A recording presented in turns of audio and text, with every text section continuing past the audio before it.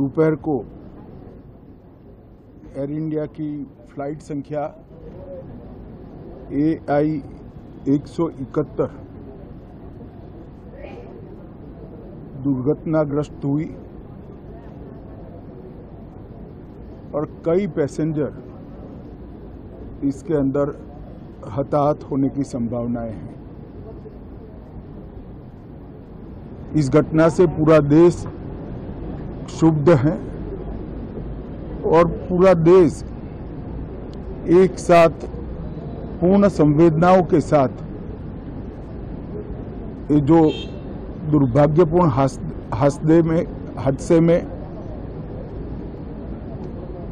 Passenger हताहत हुए हैं, इनके परिजनों के साथ खड़ा है। सबसे पहले मैं भारत सरकार, गुजरात सरकार, भारत सरकार के प्रधानमंत्री जी और गुजरात सरकार की ओर से भी जो लोग हताहत हुए हैं, इनके परिजनों के प्रति गहरी संवेदना व्यक्त करता हूं।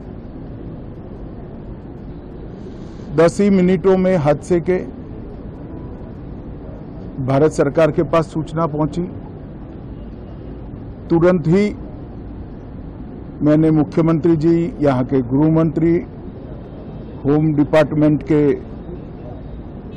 Control room, civil aviation department, civil aviation मंत्री, सभी से संपर्क किया।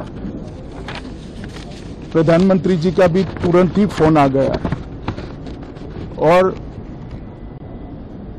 भारत सरकार और गुजरात सरकार के सभी डिपार्टमेंट एक साथ होकर राहत और बचाव कार्य में लगे। इस विमान में कुल मिलाकर 230 यात्री देश के और विदेश के और 12 क्रू मेंबर सवार थे। इसमें से एक यात्री का बचने का अच्छा समाचार मिला है, मैं उनको मिलकर आया हूं। मृत्यु का आंकड़ा तो DNA परीक्षण और यात्रियों की पहचान के बाद ही अथॉरिटी अधिकृत रूप से घोषित करेगी, मगर जो यात्री बचा है उसको मैं मिलकर आया हूं।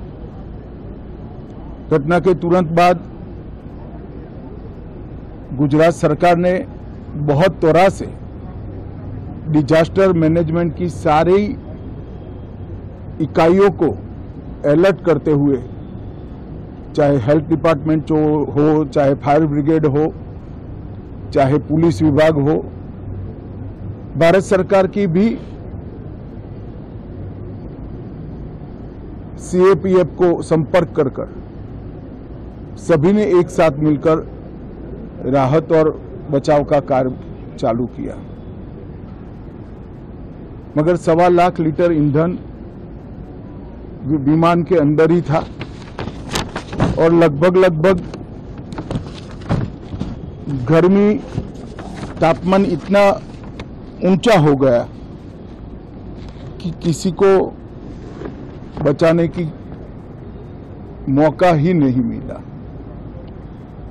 अब मैं घटना स्थान पर भी जाकर आया हूं।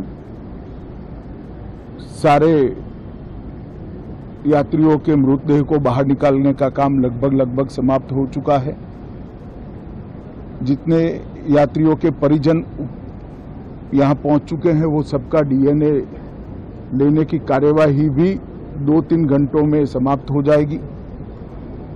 विदेश में जिनके परिजन हैं, उनको सूचना देने की कार्यवाही समाप्त हो चुकी है और जैसे ही पहुंचते हैं उनके भी DNA सैंपल लिए जाएंगे और मृतदेहों की पहचान के लिए जितने मृतदेह मिले हैं, इनके भी DNA सैंपल लेने की कार्यवाही समाप्त हो चुकी है।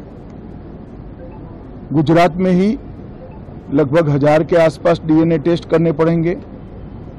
ये सभी टेस्ट करने की क्षमता गुजरात में विकसित है तो डीएनए टेस्टिंग के लिए कहीं गुजरात के बाहर जाने की ज़रूरत नहीं पड़ेगी।